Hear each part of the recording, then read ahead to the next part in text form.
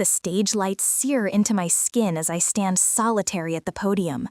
My professional smile remains firmly in place while cameras click and flash around me. This is it, the Grey media launch, the dream I've nurtured since I was just 12 years old.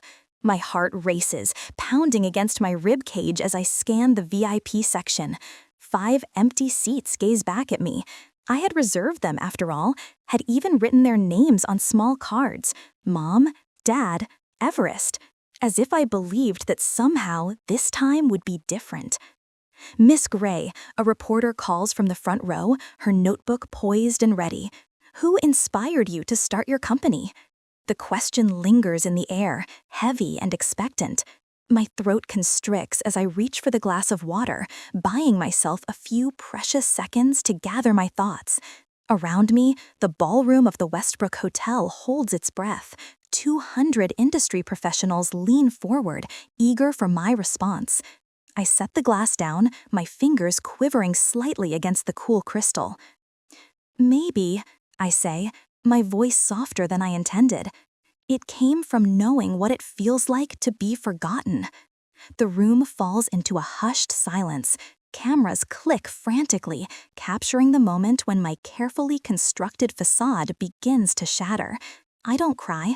I learned long ago that tears achieve nothing in the Grey household. The memory rises unbidden. Me at 12, sitting cross-legged on my bedroom floor, a toy microphone clutched tightly in my hand. I had saved 3 weeks of allowance for that microphone, a cheap plastic trinket with a cord that connected to nothing. Yet, when I spoke into it, I envisioned my voice reaching out to those who longed to hear it. And in breaking news, I whispered to my audience of stuffed animals arranged in neat rows. The sound of cheering erupted from the living room below, my father's booming voice cutting through the walls. "Did you see that catch? That's my boy! That's a game man right there!" Football highlights again. Everest's sophomore year game against Central High played on our TV at least twice a week. I pressed the microphone closer to my lips, raising my voice just a bit, determined to complete my imaginary broadcast. My bedroom door creaked open. Mom poked her head in, a finger pressed to her lips. "Honey, could you quiet down? Your brother's highlights are on, and your father's trying to focus." I lowered the microphone, but I knew. "I know, sweetie," she replied, her smile failing to reach her eyes. "Maybe later, okay? You know how important these game films are."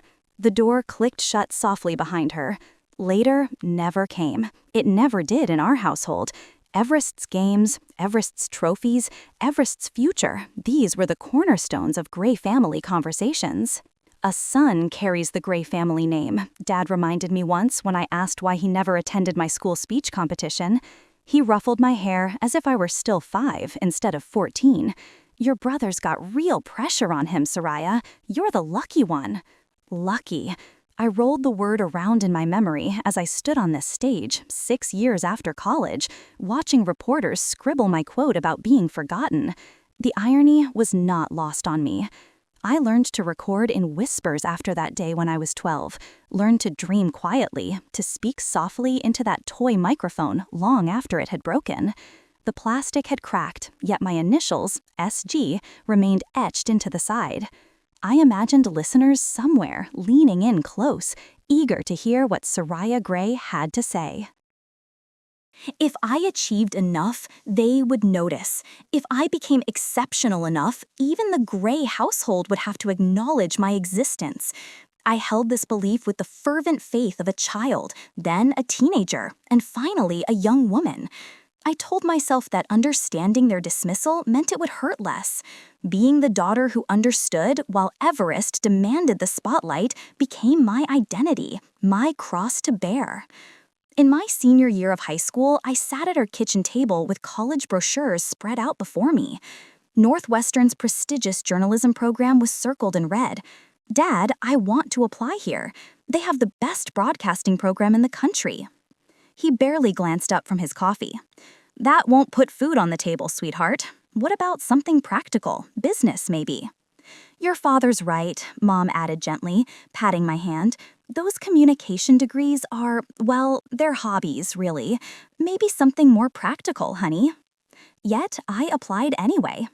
I was accepted with a partial scholarship, watching my parents drive Everest to Arizona State for his full-ride football orientation. Boxes packed, everything brand new. "We'll contribute what we can," Dad had told him, "but with your scholarship, you shouldn't need much." My partial scholarship left a gap of $20,000. When I showed them the numbers, Dad's face darkened. That's a lot of money for a degree that might not lead anywhere. Soraya, I ended up at community college, working night shifts at the campus coffee shop, recording my first podcast on equipment I pieced together from pawn shops. That night, after registration, I sat on my bed and whispered into my new secondhand microphone, testing the sound levels. My voice was stronger than it had been at 12, less hopeful perhaps, but far more determined. "If no one will listen to me," I declared to the empty room, "I'll find those who will." 6 years and 50 million monthly listeners later, I stand on this stage, scanning those empty seats one last time before continuing my launch speech. The words form in my throat, solid and sure, rising from that whisper in my childhood bedroom to fill this crowded ballroom. They didn't come, but everyone else did. That night, steam billowed from the industrial espresso machine as I pulled another shot, my third double of the night. The clock above the counter read 21:17 p.m., 3 more hours before I could lock up the grind and shuffle home to edit tonight's podcast episode. Another all-nighter, gray. Marissa, the owner, leaned against the counter, counting the day's tips. Her gray hair caught the low light as she divided the bills into neat stacks. 500,000 listeners don't record themselves. The pride in my voice still feels strange, foreign, like clothing I haven't broken in yet. Marissa whistled low. 500,000, huh? Your folks must be bustin' buttons. My hands froze over the portafilter. They don't actually know. What do you mean they don't know? 500,000 people listen to your voice every week, and your own parents aren't among them? I shrugged, tamping the coffee grounds with practiced precision. They're busy every senior season at Arizona State. Every weekend, they drive the 3 hours to Phoenix for his games. What I didn't tell her was that they had visited my apartment exactly once in 2 years. Dad spent 20 minutes examining my building's security features, while Mom fussed over the milk in my refrigerator. They declined my offer to show them my makeshift studio, which was just a closet with foam panels stapled to the walls and a microphone stand I had assembled from hardware store parts. Last week, I sent them the link to the episode that hit the charts. I focused on the coffee dripping into the cup as I waited for a response. Mom texted back, "That's nice, honey." 3 days later, there was no indication that she had listened. Marissa's hand settled on my shoulder. "Their loss, kid."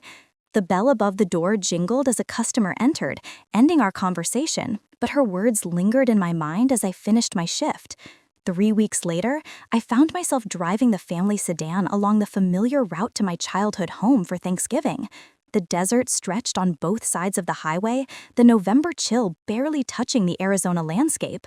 My fingers tightened on the steering wheel as a billboard for Arizona State football came into view, my brother's number 84 prominently displayed. The gray family driveway was crowded with cars when I arrived, extended family already inside.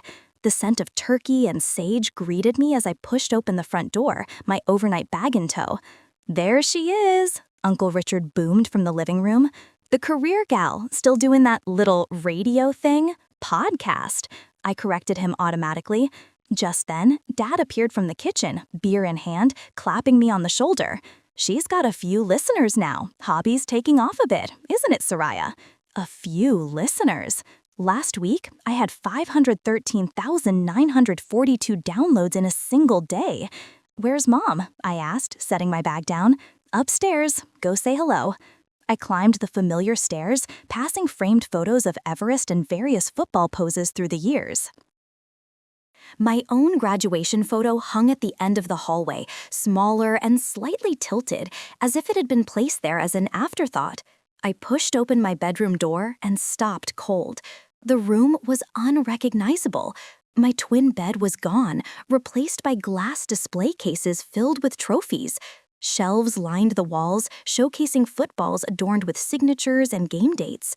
Framed newspaper clippings covered the space where my bookshelf once stood. My mother stood in the center, dusting a particularly large trophy.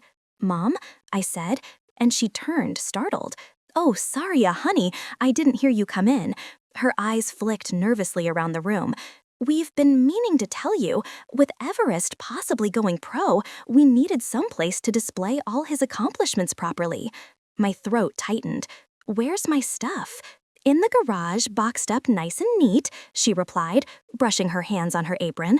"We figured since you've got your own place now." I scanned the walls for any trace of me: my spelling bee certificates, my high school journalism awards, the framed cover of the university papers issue I had edited. Nothing remained. "You could have asked." "Well, you're never home, always working at that coffee shop, always recording your little stories," she said, patting my arm gently. "Come help with the stuffing. Everyone's waiting." Downstairs, Everest held court in the living room, regaling cousins with tales of college glory. He barely acknowledged my presence with a nod before continuing his story about a game-winning catch. Later, as we gathered around the dining table, Dad raised his glass to Everest, with NFL scouts watching his every move. Soon we'll have a real Gray legacy to be proud of. Glasses clanked. My water glass remained untouched on the table. After dinner, I escaped to the garage, finding cardboard boxes labeled Soraya stacked haphazardly beside old paint cans. I dug through one of the boxes, uncovering my childhood journals and carefully preserved awards now creased and bent with age. My phone buzzed in my pocket, a new email from Western Media Group, the podcast network that had been courting me for months. They were ready to offer a distribution deal that would expand my reach exponentially. The catch? They needed financial references and a co-signer for the office space lease. I returned to the house, finding Dad alone in the kitchen. "Dad, I need to talk to you about something," I began. He looked up from loading the dishwasher. "Make it quick, highlights are coming on." I explained the opportunity, the biggest of my career, and the requirement for a financial reference. His expression darkened with each word. "So you want me to stake my credit on this podcast thing, Soraya? Those internet radio shows are just hobbies. What happens when this falls through and I'm on the hook?" "It won't fall through. I have 500,000 listeners. This is my chance." "Your brother has NFL scouts at every game. That's real opportunity. This internet stuff," he shook his head, "it's not stable." My hands curled into fists at my sides. "I'm asking for a signature, not money. And I'm saying no. When you have a real job with real prospects, then we can talk." He turned away, signaling that the conversation was over. That night, in my old bedroom, now transformed into a shrine for my brother, I sat cross-legged on the floor between the display cases. I recorded a raw, unfiltered episode on my phone that I never intended to publish. "This is what invisibility sounds like," I whispered into the microphone. "This is what it feels like when the people who should see you most clearly don't see you at all." Tears slid down my cheeks, but my voice remained steady. They're never going to see me unless I force them to look. In my apartment the following night, I methodically removed family photos from my desk, placing them carefully in a drawer. I signed the Western Media contract with only my name on the dotted line, betting everything on my own signature. The next week, Professor Williams from the community college called, having heard about my contract. "I knew you had something special," she said. "Your voice has always carried truth." Marissa offered the coffee shop's back room for recording after hours, rent-free until you get on your feet. Then, Trent Daniels, a tech entrepreneur who discovered my podcast through a friend, emailed about investing in my vision for a network of female-focused shows. "Your authenticity is rare," he wrote. "I want to help amplify it." The night I signed my first major advertising deal, I sat alone in my apartment, surrounded by contracts, my name the only signature on every page. The broken toy microphone from my childhood sat on my desk, a reminder of the whispers that had become shouts. For the first time, I didn't feel the weight of my family's indifference crushing my chest. I breathed fully, deeply, freely. They may never see me, but everyone else would. A week later, the sound of champagne glasses clinking filled my parents' dining table, a familiar sound that accompanied every major Gray family announcement since I could remember. Dad stood, his chest puffed with pride, gripping his glass as if it might float away with all his excitement. "To Everest," he announced, his voice booming across the room. "Finally, a Gray making headlines. NFL tryouts next month. Can you believe it?" 28 pairs of eyes turned toward my brother, who beamed with practiced humility. Mom dabbed at her tears while Uncle Frank clapped Everest on the back so hard that his wine sloshed dangerously close to Grandma's lace tablecloth. I smiled and nodded, my own glass barely touched, unnoticed. Nobody seemed aware of my phone vibrating in my pocket, a message from my producer bearing news that my podcast had just hit 1 million monthly listeners. The milestone I had worked toward for years arrived in the same moment everyone toasted my brother's potential career. Later, Mom found me in the kitchen loading the dishwasher while everyone else fawned over Everest's college highlight reel in the living room. "Honey, would you mind not mentioning your work tonight?" she said, placing a stack of dessert plates beside me.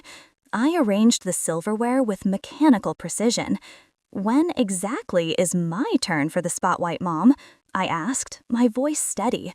She sighed, the sound of a woman who had mastered the art of gentle dismissal. "You know how your father feels about real careers versus hobbies." The word stung like a slap across my face. 1 million listeners, $200,000 in advertising revenue, a hobby, right? I said, my words clipped short. Aunt Patty cornered me before dessert, her bifocal slipping down her nose as she peered at me. "How's your little radio show going, dear?" "Podcast," I corrected her, the same way I had 6 times before. "And did you hear Everest might sign with the Cowboys?" she interrupted, already turning toward the living room. "Your father's beside himself." 2 weeks later, I stood in my apartment, staring at the press release draft on my laptop. Gray Media, my own company, at 24. 5 shows under my production umbrella, studio space leased in downtown LA, and 15 employees counting on me.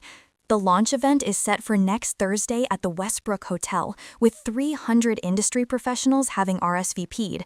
I need my parents there, not for financial backing, not anymore, but because some childish part of me still believes they'll finally see me. I type the email with trembling fingers. "Mom and Dad, I'm launching Gray Media next Thursday at 7 p.m. in the Westbrook Hotel ballroom. It's the most important day of my life. Please come. Love, Sarah." I check my phone hourly for 6 days. On the morning of the launch, a text finally arrives. "Sorry, honey. Everest's playoff game is tonight. Your father says to tell you good luck with your thing. Love you." I read it 3 times before I set my phone face down on the bathroom counter. The mirror reflects a woman in a tailored gray suit, her eyes bright with unshed tears. I blink them back, apply another coat of mascara, and practice my speech once more. The ballroom glitters with industry elites when I take the stage that evening. 5 empty chairs stare back from the front row, each adorned with a small reserved card bearing a name: Mom, Dad, Everest, Aunt Patty, Uncle Frank. I swallow hard as the spotlight finds me. "Thank you all for coming tonight," I begin, my voice steadier than my heartbeat. Gray Media represents a new vision for digital storytelling. The speech flows easily until a reporter from the LA Times raises his hand during the Q&A. "Ms. Gray," he asks, "who inspired you to start your company?" The question hits like a punch to the sternum. I glance at those empty chairs, then back at the waiting crowd. "Maybe," I softly. "It came from knowing what it feels like to be forgotten." A hush fell over the room, and cameras clicked frantically. I saw recognition in the eyes of the women watching me, daughters who understood what it meant to be overlooked. My phone rang at 11:42 that night as I kicked off my heels in my hotel room. Dad's number flashed on the screen. "Are you trying to embarrass us?" His voice thundered through the speaker without any greeting. "Your little comment is all over Twitter. Your brother's teammates are asking questions." "Which comment, Dad?" My voice remained steady, surprising even myself. "That nonsense about being forgotten, like we haven't supported you your whole life?" I sat on the edge of the bed, suddenly exhausted by the weight of pretending. "If you feel embarrassed, maybe there's a reason. You think anyone cares about your little shows?" His tone turned dismissive. "This isn't football, Soraya. This isn't real." "Millions do," I replied, the truth straightening my spine. The line went silent for 3 heartbeats. "Your mother's upset," he said. By morning, the clip had gone viral. "Female entrepreneur speaks truth about family dynamics," read one headline. My inbox flooded with messages from women sharing similar stories. The following Monday, my business partners gathered in my office, concern etched on their faces.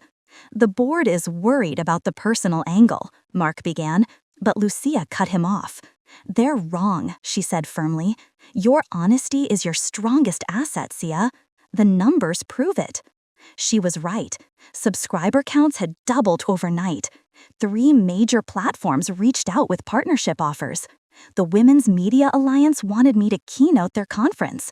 For the first time, I understood the power in my voice, not despite being forgotten, but because of it.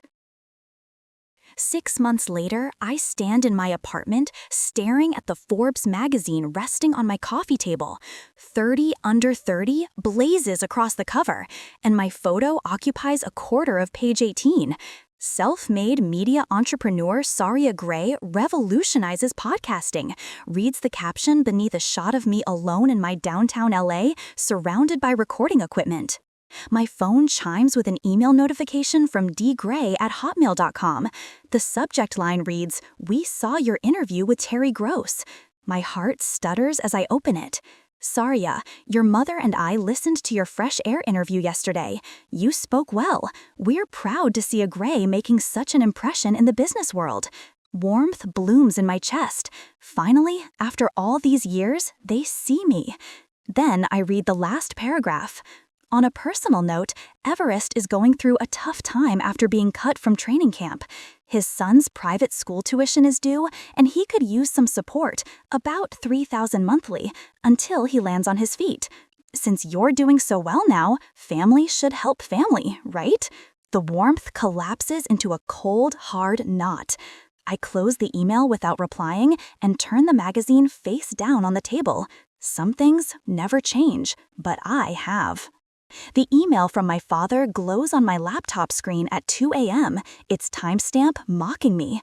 3 years of silence shattered by 23 carefully crafted sentences about family pride, punctuated by a request for $3,000 monthly payments to support Everest. I trace my finger over the screen, feeling nothing but the cool glass beneath my fingertip. The apartment sits quiet around me, my space bought with my success. No football trophies here, just awards they never acknowledged and books they never believed I'd write. "We're so proud of what you've accomplished," my father wrote. Proud. The word sits bitter on my tongue, like old coffee. 30 seconds on Google would have revealed my accomplishments years ago, yet they waited until Everest needed money. I type my response slowly, weighing each word like currency. A polite acknowledgement of their newfound interest, brief updates on my upcoming projects, nothing about money. I sign off with, "I'm building something that matters," instead of love. The cursor hovers over the send button. One deep breath, click. Within hours, his response arrives less polished this time. "Did you see the part about Everest's situation?" 2 more emails follow that evening, 5 the next day. Each one less measured than the last, desperation seeping through the digital cracks. I answer none of them. A week passes. The receptionist's voice crackles through my office intercom. "Miss Gray, your brother is here." My stomach tightens. I stand, smoothing my charcoal pencil skirt with damp palms. Send him in. Everest fills the doorway of my corner office, still carrying himself like the star quarterback he once was. His designer jacket hangs loosely around shoulders that once bulldozed through defensive linemen. His eyes narrow as they take in the view of downtown Los Angeles behind me. Nice digs, he says, devoid of a smile. What can I do for you, Everest? I gesture toward the chair across from my desk, but he remains standing. Dad's emails. You've been ignoring them. I responded to his first one. Not about what matters. He paces 3 steps, stopping at my bookshelf where my first microphone sits in a glass case. You know, I lost my coaching position. The office beyond my glass walls has gone quiet. My team pretends not to watch, but I feel their attention like a physical presence. I heard, "I'm sorry." "I'm sorry doesn't pay bills," he retorts, his voice rising. "You've got millions of listeners while my son eats instant noodles. What kind of aunt does that make you?" The word aunt lands like a slap. Everest has a 9-year-old son I've met exactly twice. Both times he was too busy discussing football with Dad to introduce us properly. You haven't called me his aunt since he was born. The words escape before I can catch them. This isn't about that. He slams his palm against my desk. This is about family, about helping each other when times get tough. When times got tough for me, where were you? My voice remains even, practiced. When I worked night shifts for college, when I launched Gray Media alone. That's different. How? It just is. You're he falters. A girl, I finish for him. Heads turn in the office beyond. I've raised my voice without meaning to. This isn't how I planned this conversation. I take a breath, centering myself. Everest, I built this company while you got full scholarships and NFL tryouts, while Mom and Dad attended every game and missed every milestone in my life. I stand straighter, meeting his gaze. You can apologize, Everest, but don't turn me into your emotional ATM. His face reddens. You've always been jealous. No, I've always been invisible. I walk to the door, opening it. We're done here. That evening, notifications flood my phone. Everest's Instagram post about selfish sisters who forget where they came from is gathering steam. My father's number appears on my screen 7 times. I let each call roll to voicemail. My mother's message arrives just before midnight. Soraya, honey, family takes care of family. Your father and I gave you everything we could. Her voice cracks. Everest needs your help. He's family. I press delete. By morning, the damage control attempts have begun. A producer I once met at a conference calls, mentioning that my father reached out regarding potential family concerns that might impact my work. 2 advertisers receive similar contacts.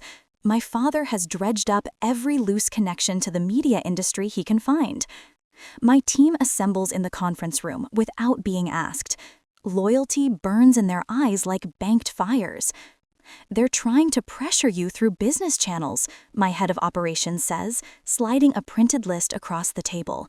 These are all the inquiries we've received. How do you want us to handle it? My assistant's pen hovers above her notebook. I study their faces, people who chose me, who see my value without blood ties. Tell them all the same thing.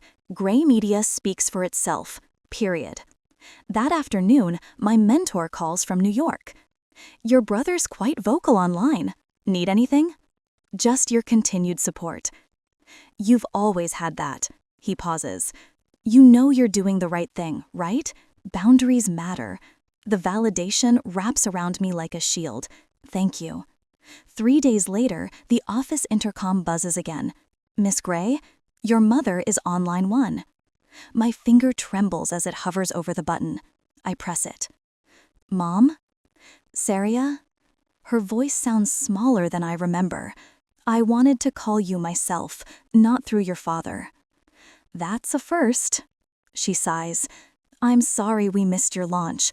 I should have been there. The apology hangs between us. unexpected and incomplete. I wait. Your father doesn't know I'm calling. She clears her throat. Everest is angry. You won't help. And you. I'm trying to understand. A long pause. The things you said in that interview about being forgotten, was it really that bad? The question stuns me. 30 years of invisibility, and she asks if it was that bad? Do you remember when I was 12 and you told me to be quiet because Dad and Everest were watching football highlights? That's just one time, Soraya. It was every time. Silence stretches across the line. When she speaks again, her voice has hardened. We did our best. Your best was reserved for Everest. I breathe through the tightness in my chest. I have a meeting now, Mom. Am I done? After I hang up, my assistant knocks softly. Your cousin Becky called. She said your uncle is asking questions about what really happened. The perfect gray family facade begins to crack, tiny fissures spreading outward from the pressure point of truth. That night, I stand at my apartment window, overlooking the city lights. My phone buzzes with a text from my father. This isn't how grays behave. I type back the only response that matters. Then I'll be a gray on my own terms. I block his number before the message delivers. Then my mother's, then Everest's. One by one, I close the digital doors. They only opened when they wanted something from me. The silence that follows feels nothing like emptiness. It sounds exactly like freedom. An email arrives at 2:17 a.m. A week later, my computer screen illuminates the darkness of my bedroom like a beacon, drawing me from the edge of sleep. Dad's name appears in bold text, followed by the subject line, "Your nephew misses his aunt." I stare at the ceiling, counting my breaths. 1 Mississippi, 2 Mississippi. My therapist calls this a grounding technique. I call it surviving my family. When my pulse steadies, I open the message. Soraya, your mother and I were hoping you might join us for dinner next Sunday. Everest is going through a rough patch with the divorce. His son asks about you. Don't you think you should set a good example as his aunt? Family takes care of family. You remember how we sacrificed for you. The laugh that escapes me sounds foreign in the quiet apartment. Sacrificed? As if letting me attend community college while buying Everest a new car was some heroic act of parental devotion? I don't reply. 3 more emails arrive by morning. Mother's plea mentions our little boy struggling, conveniently forgetting that Everest is 31. Dad's follow-up reminds me that gray family values include supporting each other. The final one, from Everest himself, contains a photo of his son holding a football with the caption, "He wants to meet his successful aunt." The manipulation is so transparent it should be laughable. Instead, it squeezes my chest like a vice. My phone rings during the morning production meeting. Terry Jennings, my top interviewer, raises an eyebrow as I silence it. "Family again?" she asks when the others leave. "They've discovered I have money." I shuffle my notes, avoiding her gaze. "You know that interview you did last week about family estrangement is trending. People connect with your story." Terry's voice softens. "The press is asking questions about your support system. The industry rumors have already started. 3 separate journalists have emailed questions about why my family never appears at my events. A profile writer asked point blank about the untold story behind gray media." I could tell the truth, I say, the words tasting like possibility. "I could tell everyone exactly who they are." Terry touches my arm. "You could, but is that the voice you want the world to hear?" The question follows me home that evening. My apartment, the one I bought without a cosigner, without family help, feels different tonight. Less like a sanctuary and more like a war room. On my desk sits the planner for next week's recording schedule. Tomorrow's slot remains conspicuously empty, reserved for special content. So the next evening, I power up my microphone. The red recording light blinks, patient and waiting. Unlike my family, it has always been there when I needed it. This is a special episode, I begin, my voice steadier than my hands. Names and identifying details have been changed to protect privacy. I pause, considering what comes next. The temptation to name them burns like acid in my throat, to finally force them to face what they've done, to let millions hear how the great William Gray and his athletic prodigy son treated the daughter who dared to succeed on her own terms. But that would make me exactly what they claim, bitter and ungrateful. Today, I want to talk about what it means to be the daughter who was always loved last. My voice drops to just above a whisper. The one who learned to dream in silence because her voice wasn't worth hearing. For the next hour, I speak without notes about the 12-year-old girl with a toy microphone, about college applications and converted bedrooms, about launch events with empty seats. Never once do I say my father or my brother. Instead, they become a parent who couldn't see past gender expectations, and a sibling raised to believe the world owed in everything. The power lies in what remains unsaid. In the story itself, I find solace. When I finish, I sit in silence for several minutes before pressing publish. The file uploads to our server with a simple title, The Voice They Ignored. By morning, it has 1 million downloads. By evening, 5 million. Within 48 hours, 10 million people have heard my story without ever knowing my family's names. The first call comes from Dad at work, his voice trembling with barely contained fury. "Take it down," he demands. "People know you're talking about us." Am I? I keep my tone conversational. I never mentioned anyone by name. Everyone will assume. Only if it sounds familiar, Dad. The word feels strange in my mouth, formal and distant. Only if it sounds like something you do.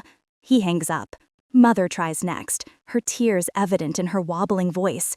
"We've always loved you, Soraya. How could you say such hurtful things?" "I didn't say they were about you, Mom." Her silence confirms everything.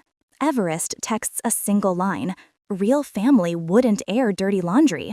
I choose not to respond to any of them. Within days, national media picks up the story. "The untold truth behind Gray Media's founder," reads one headline. "America's forgotten daughters speak out," declares another. My inbox fills with thousands of letters from women sharing identical stories of invisibility within their own families. Industry colleagues send quiet messages of support.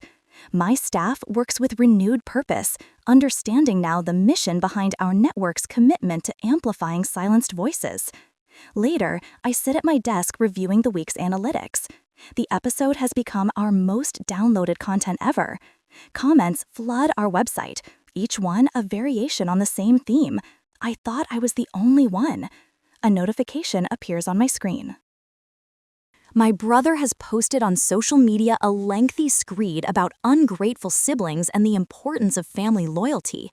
I close the tab without reading past the first sentence. His words no longer matter. Instead, I open a blank document and begin typing a response to one particular email from a 16-year-old girl who wrote, "How do I find my voice when no one in my family wants to hear it?" My answer flows easily now, not from bitterness or revenge, but from the quiet certainty of someone who finally understands her own worth. "Start by whispering," I write. "Then speak a little louder each day.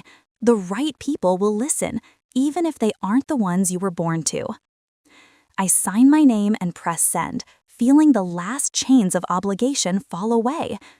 The family who ignored my voice for 28 years can now choose to listen with the rest of the world, or not at all. For the first time in my life, their choice doesn't matter anymore. The morning light filters through my apartment windows, casting a golden glow across the wall of awards. 3 years since that viral press conference, 3 years since I blocked their numbers. I trace my fingers across the spines of the books lining my shelves, treasures I've collected one by one, each a small rebellion against the childhood home where football trophies were the only achievements worth displaying.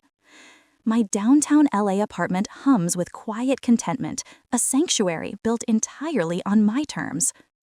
Gray Media occupies the top floor of a glass building 6 blocks from here. 15 shows now, 50 million monthly downloads, numbers that should matter. Yet, what strikes me most this morning is the silence. How comfortable it feels after years of striving to be heard. The notification pings, revealing an unfamiliar email address. I almost swipe it away until the subject line catches my eye. From Everest's son. My coffee cup freezes halfway to my lips. I haven't heard that name spoken aloud in my home for years. Dear Aunt Soraya, the message begins. I'm Tyler. I'm 12 now. I listened to your podcast about invisible daughters. I think I understand why you don't talk to my dad anymore. Our family treated you badly. I want to be different. Could we meet? Just us? My thumb hovers over the delete button, recalling the Gray family pattern, reaching out only when they need something. But he's 12, just a boy. I suggest a coffee shop near my office. Public, brief, controlled. 2 days later, he sits across from me, all gangly limbs and uncertain smiles. He bears Everest's jawline, but has softer eyes. He clutches a small box wrapped in what looks like Sunday comics. Dad doesn't know I'm here, he says, pushing the package toward me. The paper crinkles beneath my fingers. Inside rests a small plastic microphone, cracked along one side, yellow tape holding it together. My initials, SG, are carved into the base with a safety pin during a particularly boring Sunday when everyone else watched football. Where did you find this? My voice catches. Mom found it in Grandpa's garage when they were cleaning. She said it was yours. 20 years collapse. I'm 12 again, whispering stories into this worthless plastic toy, believing someone somewhere would want to hear them. Tyler listens to all your shows. The one about invisible daughters made me cry. Dad never talks about you, but sometimes I hear him and Grandpa arguing about you when they think I'm playing video games. Something breaks loose inside me. For the first time in years, tears blur my vision. Thank you for bringing this, I manage to say, the words barely squeezing past the tightness in my throat. Could I ask you something? Tyler leans forward, his curiosity palpable. How did you know your voice mattered when nobody listened? The question strikes with such familiar precision that I realize instantly this boy carries the Gray family curse of invisibility. Not the golden child, but the watcher, the quiet one. I reach across the table, squeezing his hand gently. I didn't know if it mattered. I just knew I'd disappear completely if I didn't use it. Dad says I should play football, but I'd rather write stories. He confesses in a rush, his eyes darting to gauge my reaction. You don't have to be like anyone else, Tyler, I tell him softly. Just listen and tell the truth. That's all any voice really needs. His smile breaks like sunrise, illuminating the shadows of uncertainty. Could I learn to record them someday like you did? When you're ready, I promise I'll teach you. Later that evening, I place the broken microphone on my shelf between my Peabody Award and the Forbes magazine feature. The contrast jolts me, the plastic toy beside the crystal trophy, a beginning and a culmination. I press record on my personal journal, the one show no one else will ever hear. Not every wound needs an apology to heal, I whisper, cradling the microphone in my palm. I pause, remembering Tyler's earnest face. And sometimes healing arrives through the ones who watched and chose to be better. My phone chimes with a voice message from a number I don't recognize. I started recording my own stories, Aunt Soraya. Tyler's voice comes through, clear and hopeful. I smile as I listen. The cycle breaks, not with a shout, but a whisper.